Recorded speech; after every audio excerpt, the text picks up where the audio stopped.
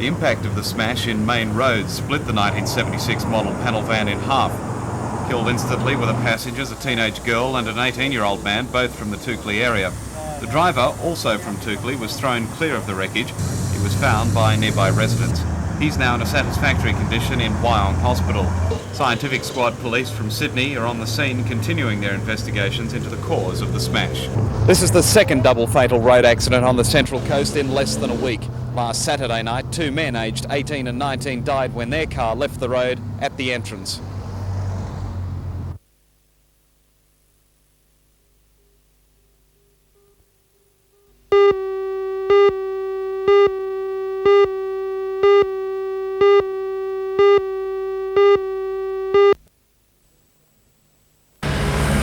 The force of the impact split the 1976 model panel van in half. The front section of the car ended up in a nearby yard some 15 metres from the power pole. The 18-year-old driver, also from Toukley, was thrown clear and assisted by nearby residents. He was taken to Wyong Hospital for treatment. Firemen say it was lucky power lines weren't brought down, as there was a large spill of petrol on the roadway after the crash. Police say the driver may have lost control of the car on the right-hand curve in Main Road. And the Accident Investigation Squad from Sydney is now joining in the investigations. The front section of the panel van landed in the yard of nearby resident Elaine Deebs. When I came out early this morning, about 6:15, the driver of the car was crawling on the footpath outside half the car, which is up against the pole. There was a dead female passenger in the back and a young lad strapped to his car seat, which appeared to be dead. This isn't the first time an accident's happened like this? No, it's quite frequent in my front yard.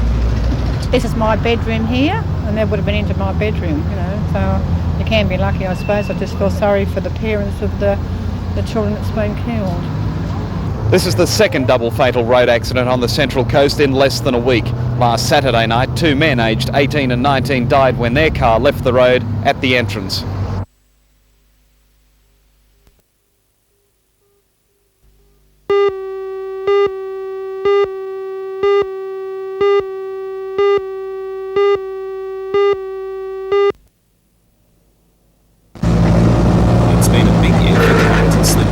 And tonight's launch of the Sandra Marie will cap that success in an equally big way. The bulk carrier follows into the water the 11 catamaran ferries built for Sydney Harbour and the 2 built for Newcastle. In May, Carrington's launched the first of 2 twin-hull mine hunters for the Navy. Of all the ships built by the company, only the Tobruk and the Accolade II have been bigger than the Sandra Marie. The owners are the Intercontinental Group, and the ship is being chartered by ICI to carry soda ash and containers from Adelaide to Sydney. What's significant for Carrington's and the whole of the Australian shipbuilding industry is that it won the contract to build such a large ship over Japanese and Korean competitors. Well, it's a very large ship for us to build. We've built 2 like this before, the Tobruk and the Accolade II, and this is a large ship that we've contracted against the Japanese and against the Koreans, and we won it, and we've been able to design and build this ship in what we consider is very good time.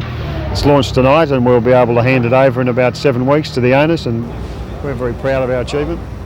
The Sandra Marie is expected to make a spectacular splash when it slides into the water at 8 tonight.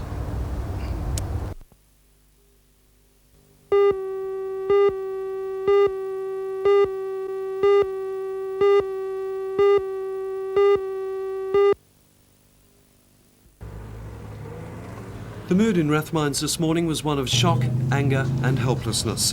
The residents of the lakeside suburb had thrown their weight behind the Coe family, but yesterday morning without warning, they were whisked away by 3 men from the Department of Immigration. Children were so prepared to do everything the straight way. They've just been taken away like fugitives in the night. We haven't had a chance to say goodbye to Mary, a friend of it. Can you just imagine a friend of yours just ripped out and Since arriving in Australia in January 1980 on a visitor's visa, David and Mary Coe had applied many times for permanent residency for themselves and their children, Elaine now 8 and 2-year-old Amy. They were repeatedly refused and court appeals were rejected.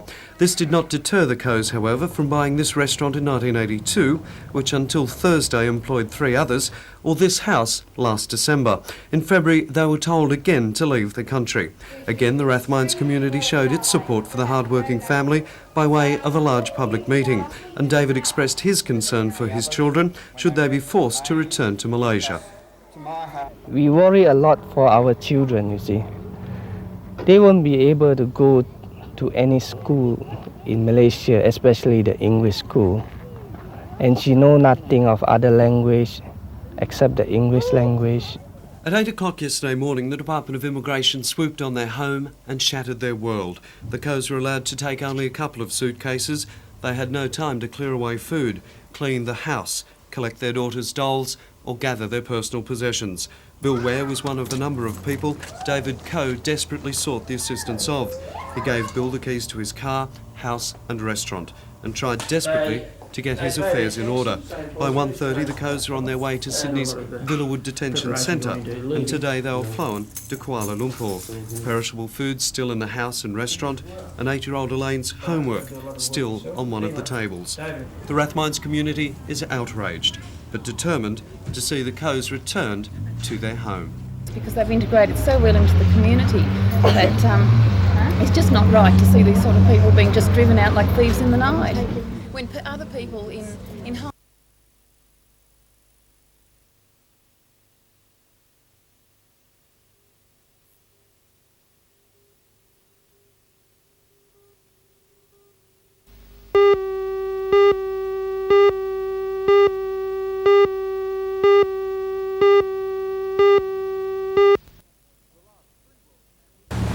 The last 3 world champions in the 505 class have come from the Royal Motor Yacht Club at Toronto. Those 3 teams were training on the lake yesterday in preparation for this year's titles, which begin on the Bay of Biscay in France late next month. Gary Brunninges and Greg Gardner in Dad's Lads currently hold the crown.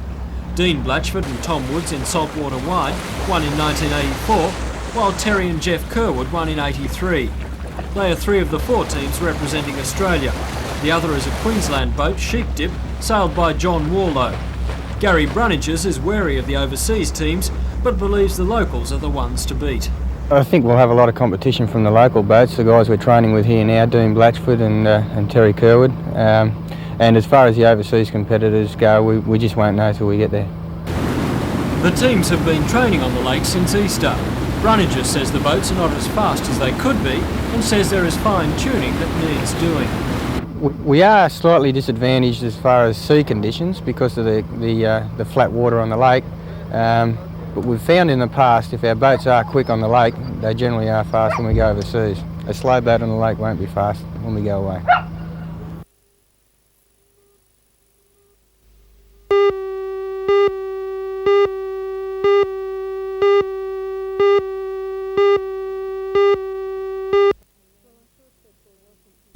Well, I thought that there wasn't a lot being offered for young people independent of the commercial scene, and that perhaps this could be an informal gathering place for young people and for others perhaps interested in the arts.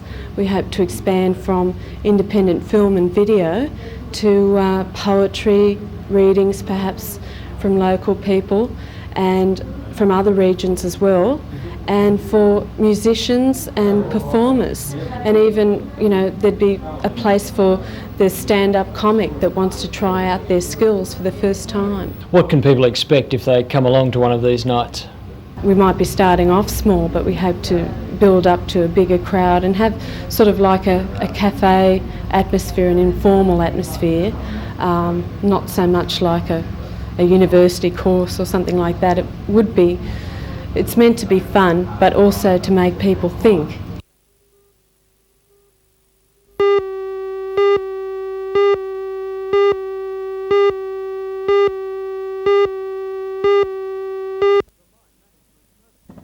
The mine management notified employees late yesterday that it had had enough of a concerted campaign by the workers for bigger bonus payments.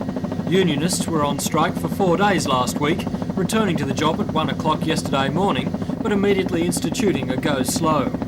At 4:45 yesterday afternoon, management notified all 450 employees that the colliery would shut until they're prepared to work according to the award.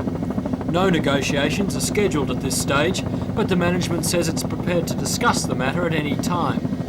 Mine manager Keith Smith says the strike and go slow campaign are against a recommendation from the local coal authority that no industrial action be instituted during negotiations on the bonus arrangement.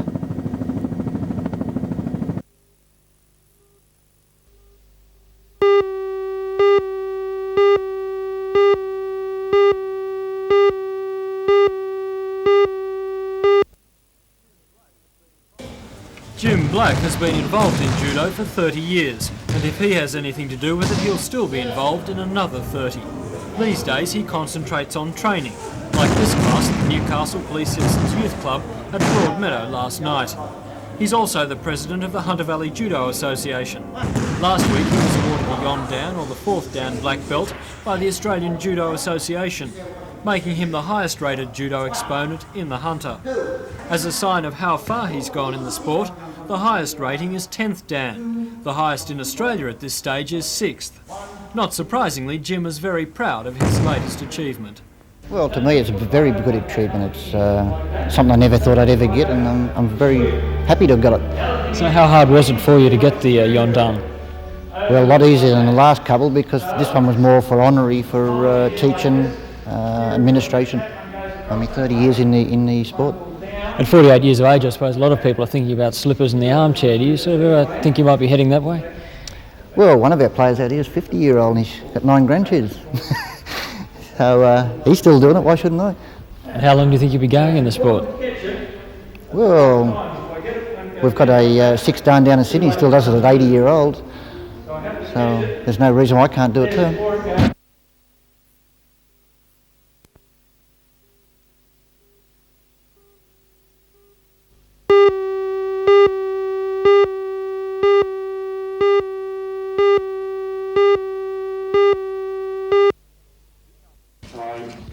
The Newcastle City Council was sacked in October 1984 by the then local government minister Kevin Stewart. The minister claimed the council had become unworkable and Colin Saunders was appointed city administrator. A local government inspector's report into the running of the council and its administration recommended town clerk Barry Lewis should be sacked. Further recommendations on restructuring the administration were made and are now being put into place. Final amendments 2 of the Greater Newcastle Act will go through next Tuesday. Those amendments include abolishing wards, limiting the number of aldermen to 12, and introducing an electoral system similar to the State Legislative Council for the filling of extraordinary vacancies. Opinion today seems to suggest that with the chance to start afresh, the new council will be more workable than before. Will it be workable? I believe so, very much. Not only because it'll have an administration complete change, which is excellent the way it's been put into place, but you're going to have naturally smaller numbers of council, you won't have the parochialism of wards, you're going to have them there at the city franchise as elected representatives representing all the people of Newcastle. The factors in relation to the changes to the administration are still in process, and some of them may still be in process at that stage, but nevertheless they will be handed back to the council in going form, and even though there may be small pockets to be completed, it will be practical for the council to take over at that stage. Will there be any problems as there were last time? Well, depending on who the aldermen are that are selected, there's got to be very selective processes adopted in relation to the various groups, and with the right alderman being nominated, or the right people being nominated, the council should be quite productive. Do you see the election campaigns running? Well, I can only speak for our own side as far as what's happening, but we're really well and truly organised. We have our policies well formulated, ready to be released, and we're really anxious to go, straining at the leash. The announcement of the election date in September will bring to an end the job of City Administrator Colin Saunders, but the future of Town Clerk Barry Lewis still rests with the newly elected council.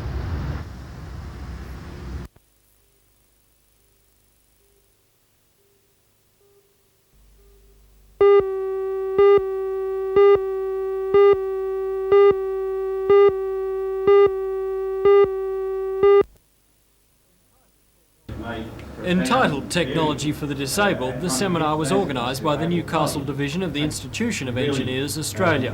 It was a look at the way the different technological advances, both electrical and mechanical, have made it possible for the disabled to take part in a normal range of activities. The speakers were Professor N.L. Svensson, the Dean of Engineering at the University of New South Wales, and Associate Professor G.F. Shannon from the Electrical Engineering Department at Queensland University. The seminar was part of a series held in the capital cities and also here. Technological advances are helping people with a variety of disabilities in different ways, but according to the speakers, they are all helping disabled people gain more self-esteem. Leading to a stage whereby disabled people can look to lead a lifestyle which isn't all that much different from the able-bodied person.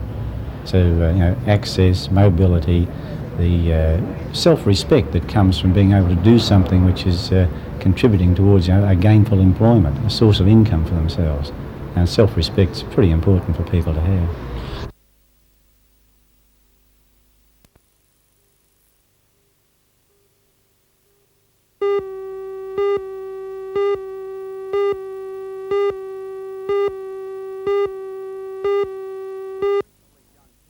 For a reasonably young company, Rosemount Estate Wines has built a strong reputation.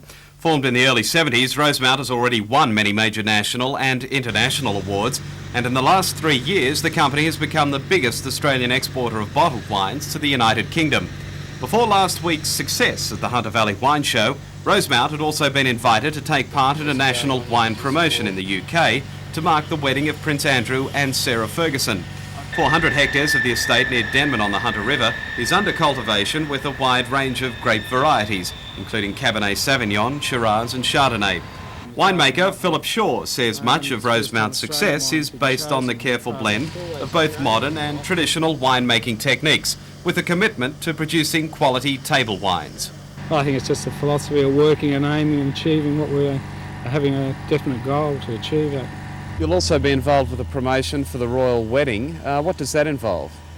One of the largest companies over in UK have selected out, they do on any special occasion, select 2 wines, a white and a red, for promotion, their own promotions and that, and it involves I think between 500 and 1,000 outlets, and it's the first time Australian wine's been chosen, and in the past has always been French wine, I believe.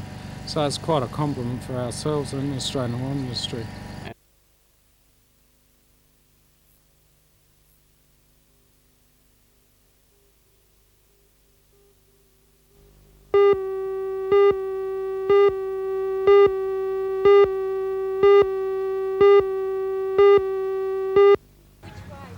This is 8-year-old Angel, the golden retriever who's found a full-time job as a resident companion at the Maitland Hospital. Angel is a graduate of the Royal Guide Dogs Pets as Therapy or PAT program. More than 100 dogs are scattered throughout the state, bringing a bit of canine love and affection to those who benefit most from the PAT scheme. Some of the dogs used are those who missed out on selection into the Royal Guide Dogs, but Angel was donated by her owners after 8 years of faithful service in pedigree show rings. According to PAT team member Gwen Bush, basic dog care creates a bond with therapeutic value. If they're brushing and grooming and walking, they're using their muscles that they don't really want to move and thinking more of the dog than themselves, which helps them. Just how successful has the PAT program been? Oh, very, very successful. In many ways it's helped in people who have just the staff in nursing homes couldn't get any response at all, and then they talk to the dog and even want to do things with the dog and move. Even though lovable Angel's too old to be accepted by the Royal Guide Dog Association, she says she doesn't really mind because she knows she'll be getting and giving more than enough love in her new home.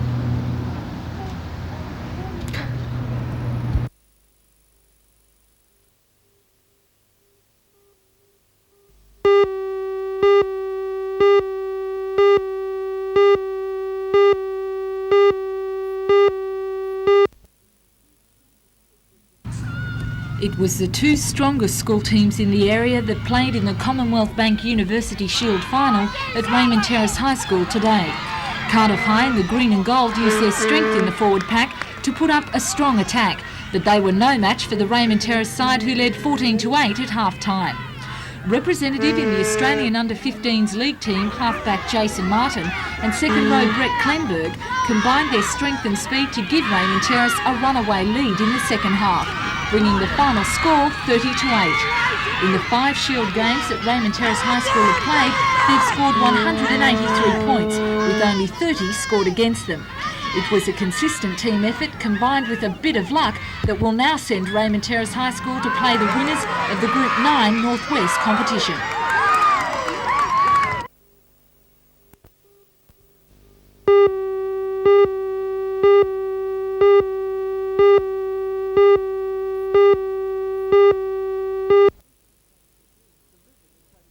The visit attracted a deal of interest from local businessmen. It was arranged to promote better trade relations between the two countries and to pinpoint areas where opportunities exist. The seminar was the first of its kind to be held in New South Wales, and as such is a sign that the US recognises the Hunter Valley as a leading contributor to the Australian economy. In 1985, the United States replaced Japan as the largest supplier of goods to Australia, while Australia moved into the top 20 suppliers of merchandise imports to the US.